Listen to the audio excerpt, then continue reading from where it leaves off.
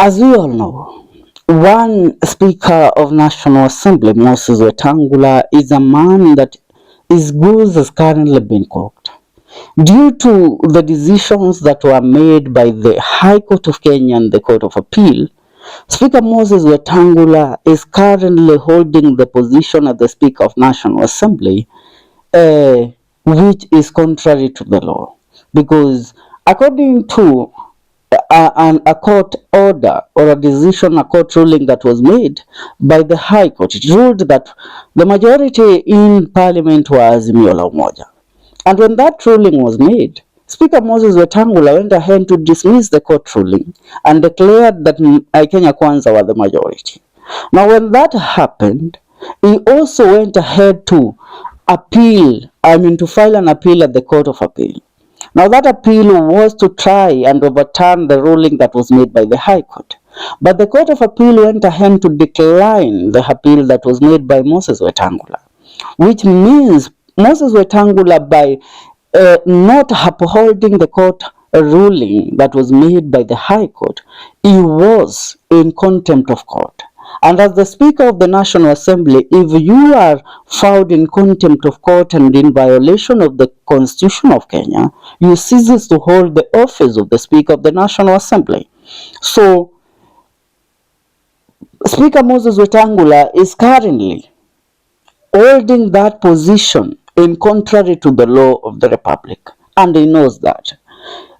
Apart from that, we all know that the factor of Raila Odinga joining the Kenya Kwanza government through the MOU and the broad-based government agreement made Speaker Moses Wetangula, a liability to President William Ruto.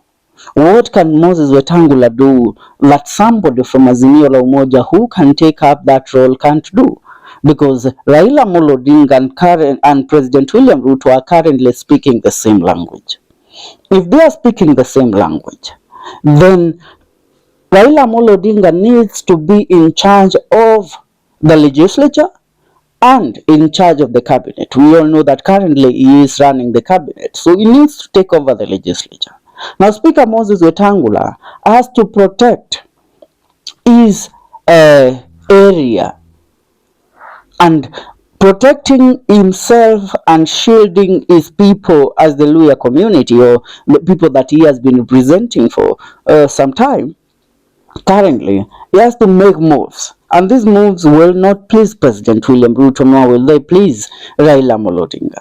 As of today, Speaker Moses Wetangula made a move that proved he has for the first time been shaken, and he is currently back in the ground, and he has left his office as the Speaker of the National Assembly by moving back to his home county, Bungoma County, where in his statement, I want you to listen to his statement so that you will understand why am I saying that Speaker Moses Wetangula is currently a man that has currently felt the weight of Raila Odinga joining this government. Listen and listen very careful. Ukiangalia orodha ya wapiga kura, Bungoma, we are the third largest county in Kenya kwa wingi wa watu. Nairobi, Kakamega, Kiambu kwa sababu spillover ya Nairobi, lakini Bungoma ndio tuko namba 3. Lakini ukiangalia ukiandikisha kura, Nakuru over 1 million.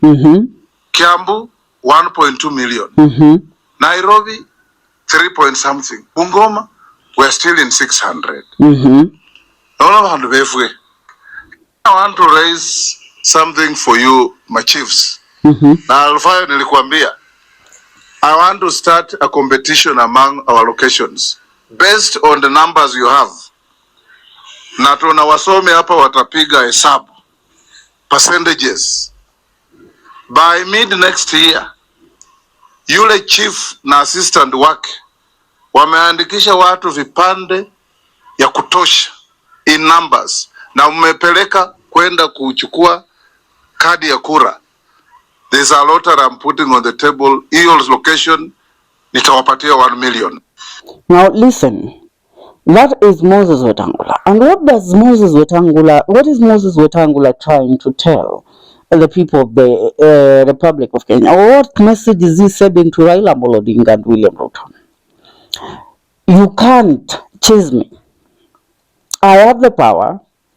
I can mobilize also, and I really have something that I can deliver to the table of the Kenya Kwanza government in the year 2027. And that is why, while speaking for the first time, he said that Bungoma, we as Bungoma County are the third largest county in terms of population in this country. It doesn't matter. But when it comes to voter registration, Nairobi, Kiambu, and Nakuru beats us. Nairobi has over 3 million, Kiambu has about 1.2, and Nakuru has about 1 million votes. We as Bungoma has about 600,000 votes.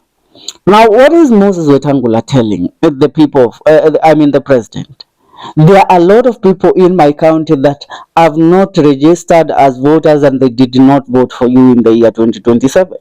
But if I can convince about 1 million or so people to register to vote for you, President William Ruto, in the year 2027, then that means I also have negotiation power when it comes to the politics of the year 2027.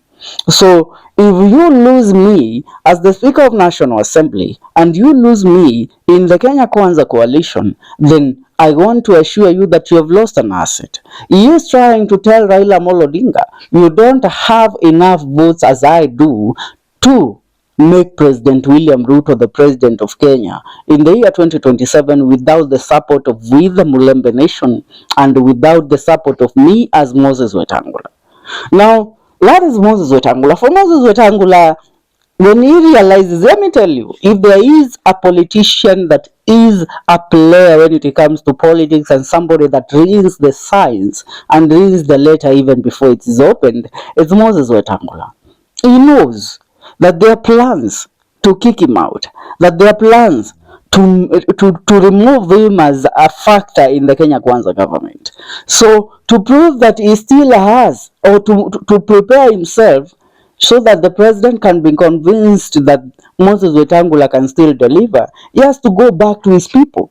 He has to mobilize his people, and that is why he is telling the chiefs, yule ambaye atarejista watu wengi, kuna zawadi ya shilingi 1,000,000 kwa chief yeyote ambaye atarejista the largest number of people, give them ID cards and make sure that they acquire their voters card. Are we together? Now that is Moses Wetangula sending signals to President William Ruto and Raila Odinga. He is telling them that there is no way you can kick me out. Now Moses Wetangula knows how to play this game. The man that doesn't know how to play this game, he still holds the position as the party leader of Ford Kenya. He still has his party. He still controls his party. He did not go for the decision of dissolving his party like his counterpart. Musalia Mudavadi dissolved his ANC party, the Aman National Congress Party. So Wetangula still has some political cards that he can put in play. And that is why he has gone back to mobilize his people to go and register as voters before the year 2027, so that he can show the president that, Bwana President, you cannot make it as the president without me. As we know, Mulembe Nation, we all understand their numbers. Mulembe Nation is the second largest community in this country. But currently, Mulembe Nation is divided. There are those that are for the government and there are those that are following one George Natembeya, the Tawe movement, because the Tawe movement has proved that for the first time the Luhya movement can also have a seat at the top. They can have a say at the top. And that is why, if Moses Wetangula knows, if the coalition that is being formed to be the opposition, if they table their presidential candidate, not coming from the Mount Kenya region and they receive the support from the Mount Kenya region, and they pick a running mate from the Luhya nation, then President William Ruto will lose all the Luhya nation votes. Are we together? And if he loses all the Luhya nation votes, that means Mr. President cannot become the president of the Republic of Kenya. Luhyas also, as we always say, the Mount Kenya region vote makes the final decision. Also, the Luhyas votes as the second largest community can help determine that. And Moses Wetangula wants to set that signal to William Ruto as he, collude with Raila Odinga to kick him out of the government. What is your take in regards to this move that has been currently made by one Moses Wetangula? Leave your comment in the comment section. See you in our next video.